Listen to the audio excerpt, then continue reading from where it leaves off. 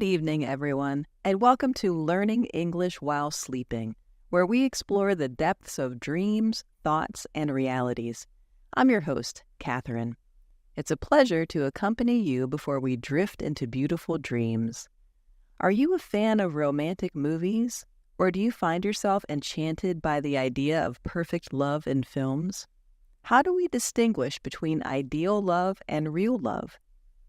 This podcast episode will explore the enchanting world of romance versus reality, delving into the differences between idealized love in movies and the complexities of love in real life. Tonight, I'm thrilled to be joined by our esteemed guest, Mrs. Sophia Ramirez, a renowned relationship counselor with years of insightful experience. Thank you for having me, Catherine. It's such a pleasure to be here today. I'm really excited to dive into this topic with you tonight.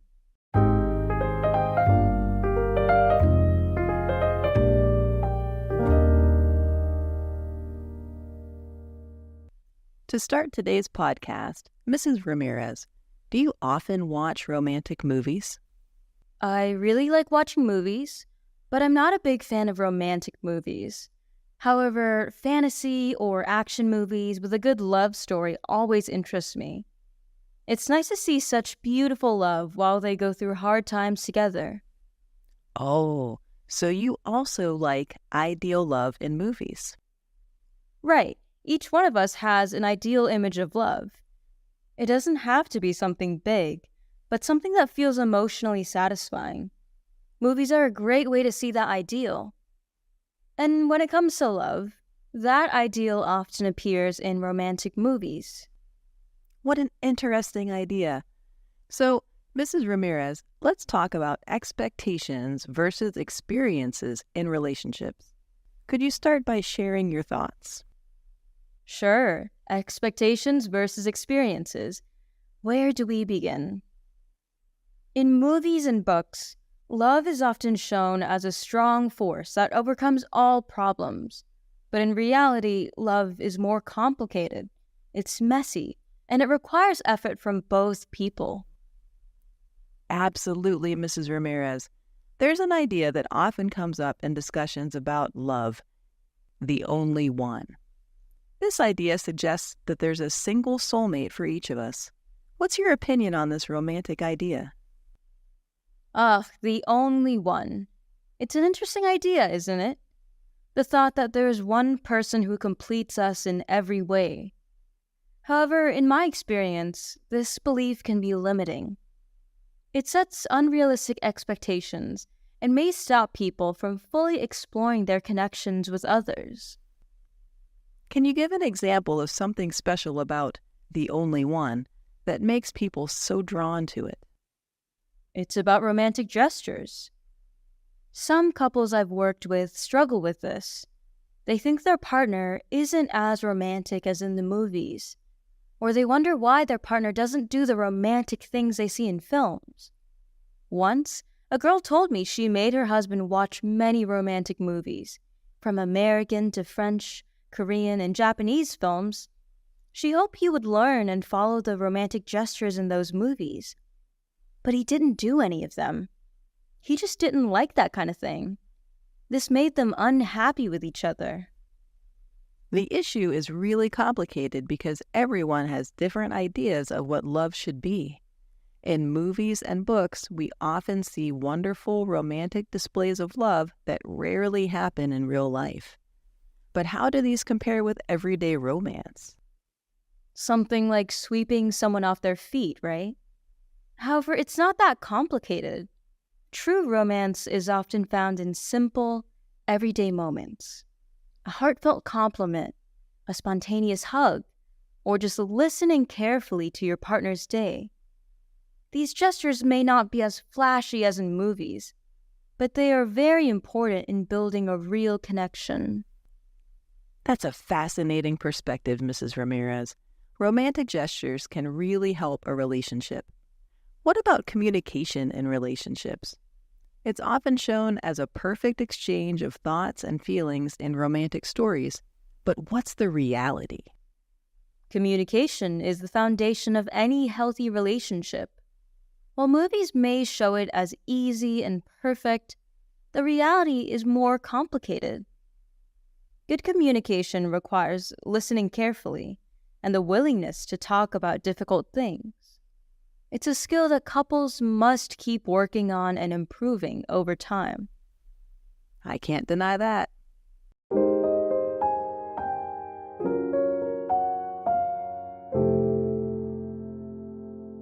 Before going to part 2 of the podcast, let me review some important vocabulary related to this topic.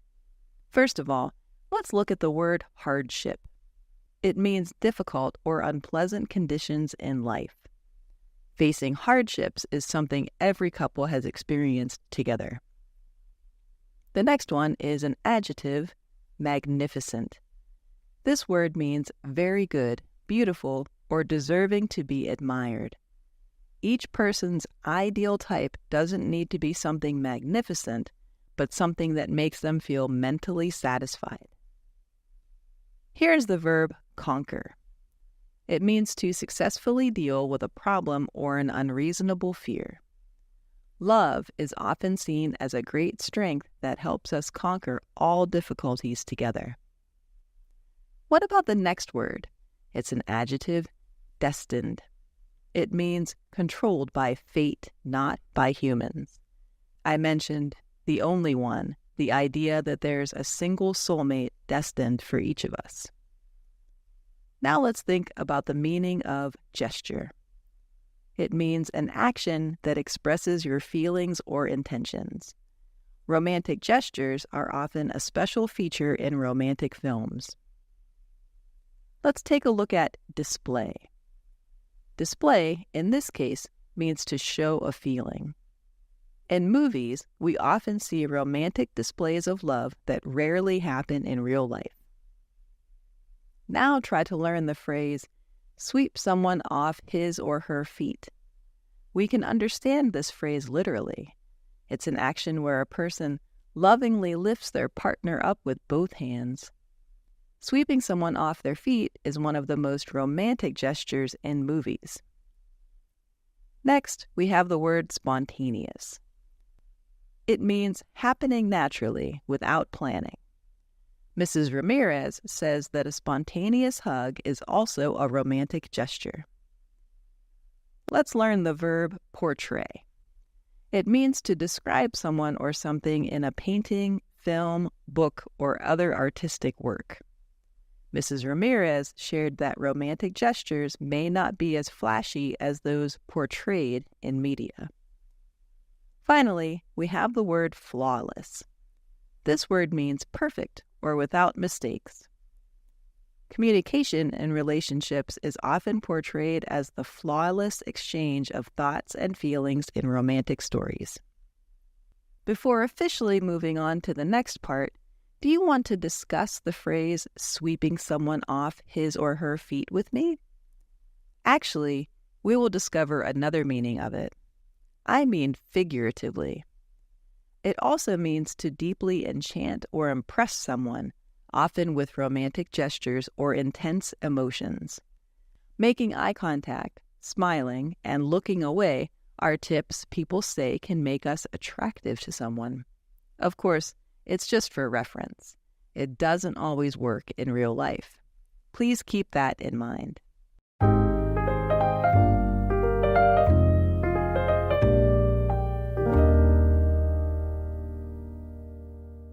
Now we will continue diving deeper into this topic. Moving on to our next part, let's talk about the difference between real love and a crush. Mrs. Ramirez, how would you explain these two ideas? Real love is based on a deep emotional connection, mutual respect, and a real care for each other's well-being. On the other hand, a crush often involves strong feelings of attraction, but these feelings can fade over time. To make it simpler, real love is connected to everyday life. It could be about family, children, or dealing with money problems. Both people need to trust and understand each other to find true love. But a crush is different. If we focus too much on it, we might miss the important things in life. Yes, but having a crush always interests people because they don't have to deal with being tied down or involved in conflicts like in a real relationship, right? Conflict is a normal part of any relationship, but how we handle it is really what matters. By handling conflicts with understanding, careful listening, and finding a solution together, couples can make their connections stronger and understand each other better. So, in a real relationship, people need to understand their own needs with understanding the other person. But I think this is not easy, especially for those who value ideal love. They might ask why they should do that if the other person doesn't meet their ideal. Can you explain how couples can stay together while keeping their own individuality? Balancing these two things is very important for a healthy relationship. Supporting each other's interests, respecting personal boundaries, and encouraging independence can make the relationship better and help personal growth. I've seen couples who didn't understand the importance of listening to each other. They both thought the other person should just understand them without saying anything. So I asked them to do one thing: stay together in a room for 10 minutes and honestly share everything they want from the other person and what kind of relationship they want to build.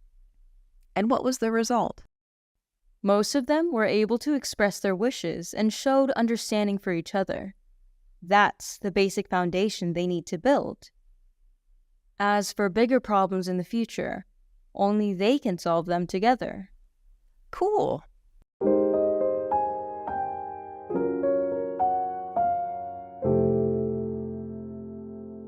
Now, let's look at some vocabulary from the previous section. We will start with a noun first. That is crush. It means strong but usually short-lasting feelings of love or attraction. A crush and real love are sometimes mixed up with each other. And here is the word root. It is the cause or beginning of something. Deep emotional connection and mutual respect are the roots of real love. Please remember this adjective, genuine. This word means honest and sincere. People who are in real love usually genuinely care for each other's well-being. Okay, now we have an adjective called intense. Intense means very strong. In this case, it talks about a feeling. Intense feelings of attraction in a crush are short-term and can fade over time. Next, let's learn be tied down. To be tied down means to be committed to something, often in relationships or responsibilities. A crush often attracts people because they don't feel tied down by the challenges that come with a real relationship. What about the noun empathy? It is the ability to understand and share someone else's feelings by imagining yourself in their place. Couples can strengthen their connection and deepen their understanding by dealing with conflicts with empathy. Then we have another noun, individuality. It means the unique qualities that make one person different from others. According to Mrs. Ramirez, in a real relationship, we need to balance our individuality with understanding the other person. Let's take a look at togetherness. Togetherness is the feeling of being close and connected to others. Couples need to balance togetherness and individuality to stay together longer. We have another noun called boundary. A boundary in a relationship is the limit of what someone considers acceptable behavior. Respecting personal boundaries is one of the important things we should do in a relationship. Here's the last word, significance. This word simply means importance. Some couples that Mrs. Ramirez helped did not see the significance of listening to their partners.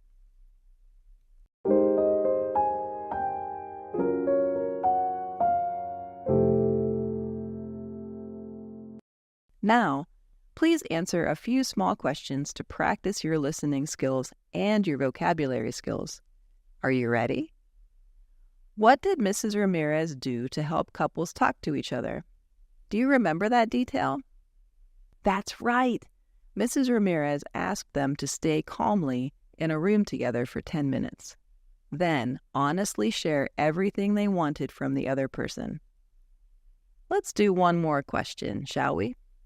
This question requires a little bit of thinking. You've already seen the word empathy. So can you tell the difference between empathy and sympathy? All right. Empathy means understanding and sharing someone else's feelings, while sympathy is showing concern for their problems without necessarily experiencing them yourself. Do you get it? Good job. Now let's continue with the last part.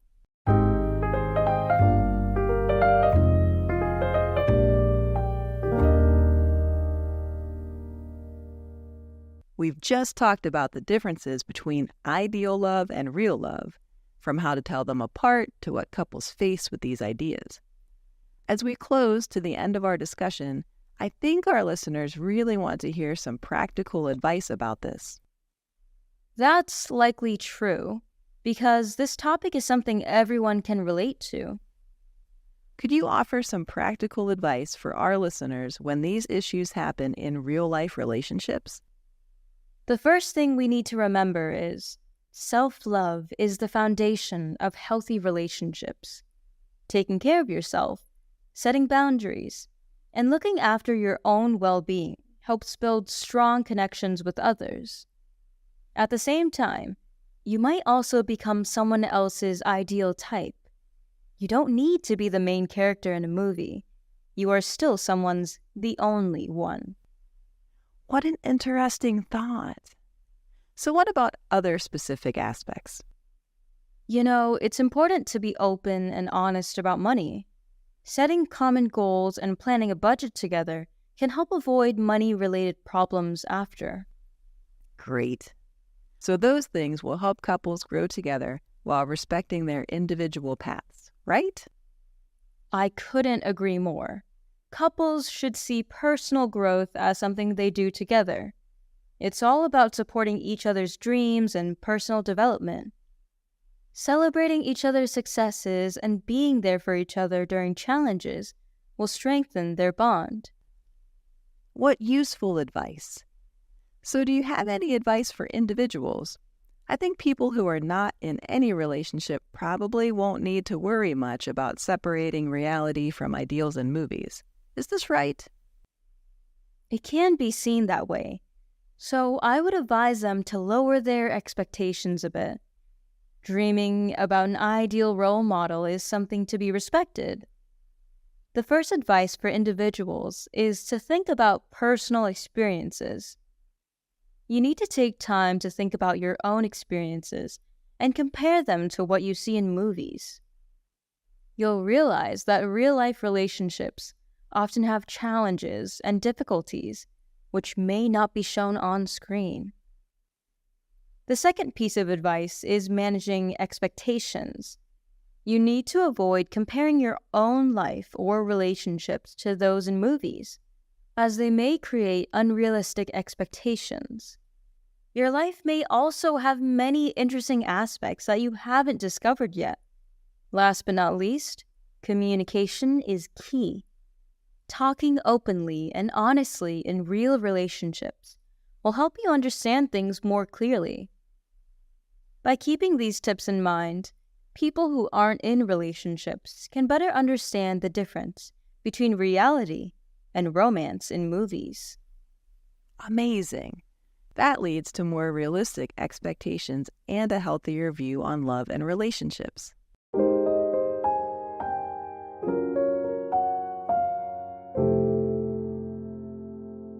Please join me in learning the last 10 vocabulary words. You can do it! The first one is encounter. It is the action of experiencing something, especially something unpleasant. Some couples encounter difficulties in telling the difference between ideal love and real love. Prioritize is the next word we need to learn. It means putting things in order of importance so you can focus on the most important things first. prioritizing self-care is one of the most important things to do in a relationship. Here's another verb, nurture. This means to take care of and help someone or something grow. Mrs. Ramirez mentions that nurturing your own well-being helps build strong connections with others.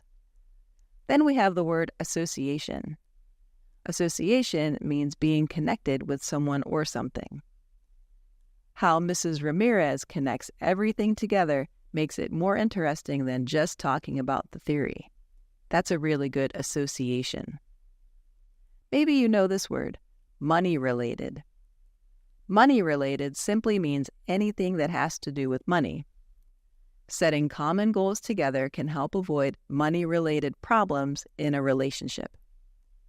What about this noun, bond? A bond is a close connection between two or more people. Celebrating each other's successes strengthens a couple's bond. Have you seen this verb? It's reflect. This word means to think carefully about something. The first advice Mrs. Ramirez gives is to reflect on your own experiences. Please take a look at complexities. It means the complicated parts of a situation.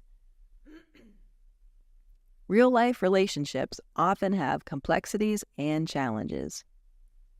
Then we have the word engage. It means to get involved with someone or something. Engaging in open and honest communication in real relationships is the last advice that Mrs. Ramirez gives us. This is the last word, visualize. It means to make something able to be seen or imagined. Open communication will help us visualize things more easily. Thank you, Mrs. Ramirez, for your insights on romance versus reality. I have learned that real love is about understanding, communication, and growing together.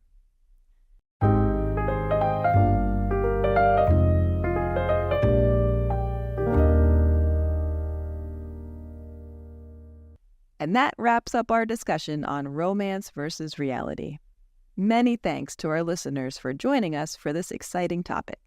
And remember, while love stories may inspire us, real love is found in the everyday moments shared with those who care about and support us. Stay tuned for more interesting episodes on Podcast Sleep. Until next time, take care and keep exploring the wonderful world of music and culture. Good night, sleep tight.